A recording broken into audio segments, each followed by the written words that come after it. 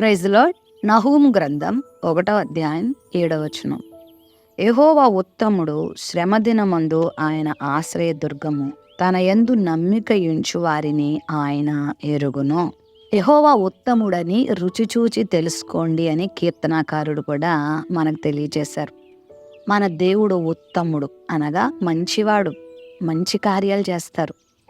ఆయన చెడ్డవారికి కూడా మంచి కార్యాలే చేస్తారు.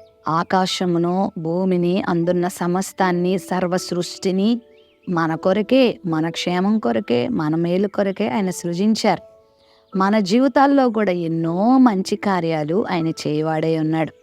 శ్రమ దినమందు ఆయనను మించిన ఆశ్రయము మరి ఇంకెవరూ లేరు.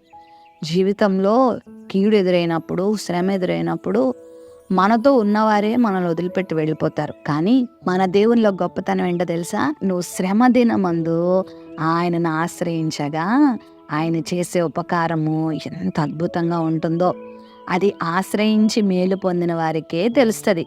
కాబట్టి నువ్వు ఎవరి దగ్గరికి వెళ్ళడానికైనా మోమాట పడవచ్చు, 1-2 సార్లు ఆలోచించవచ్చు. కానీ నీ ప్రభు దగ్గర రావడానికి నువ్వు ఏమీ ఆలోచించాల్సిన అవసరం లేదు, మోమాట పడాల్సిన అవసరం లేదు. ఎంతోమంది భక్తులు ఆయన దగ్గరికి వచ్చినప్పుడు, ఆయనను ఆశ్రయించినప్పుడు వారున్న భయంకరమైన స్థితి నుండి వారు విడుదల పొందారు. బాధాకరమైన పరిస్థితుల నుంచి వారు విడుదల పొందారు. వారున్న అనారోగ్యాల నుంచి వారు స్వస్థత పొందారు. జీవాన్ని పొందుకున్నారు, ఆరోగ్యాన్ని పొందుకున్నారు, క్షేమాన్ని పొందుకున్నారు, విడుదల పొందుకున్నారు.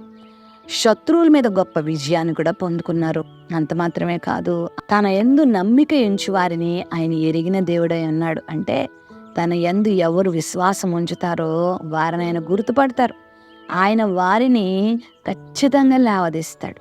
ఇన్ని కోట్ల మంది జనాభాలో నిజంగా ఆయన నమ్మిన వాళ్ళు ఎవరు, ఆయన నమ్మని వాళ్ళు ఎవరో ఆయనకి తెలిసిపోతుంది.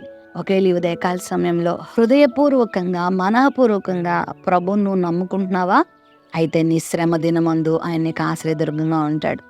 శ్రమలోనే కూరికిపోయి ఉన్నాను, శ్రమలోనే దిగిపోతున్నాను, శ్రమలోనే నలిగిపోతున్నాను, ఇంకా నేను ఎందుకు కాకుండా అయిపోతానేమో, నా జీవితము అర్ధాంతరంగా మూసిపోతుందేమో నువ్వు అనుకోవద్దు. దేవుడు నీకు ఆశ్రయదుర్గంగా ఉంటాడు. నువ్వు ఆయన చేరినప్పుడు, నువ్వు ఆయన నమ్ముకున్నప్పుడు నీ జీవితంలో ఆయన గొప్ప కార్యాలు చేస్తాడు. ఈ వాగ్దానాన్ని వీక్షిస్తున్న ఈ సమయంలోనే నువ్వు ఆయన దగ్గరికి రాగలిగితే గొప్ప కార్యం నువ్వు అనుభవించబోతున్నావు. దేవుడు నీ జీవితంలో మహోపకారం చేస్తాడు. ఎందుకంటే ఆయన మంచివాడు కాబట్టి నీ జీవితంలో గొప్ప కార్యాలు చేస్తాడు. ఆయనను ఆశ్రయిస్తావా? ఆయన నమ్ముకుంటావా? ఆయన దగ్గరికి వస్తావా?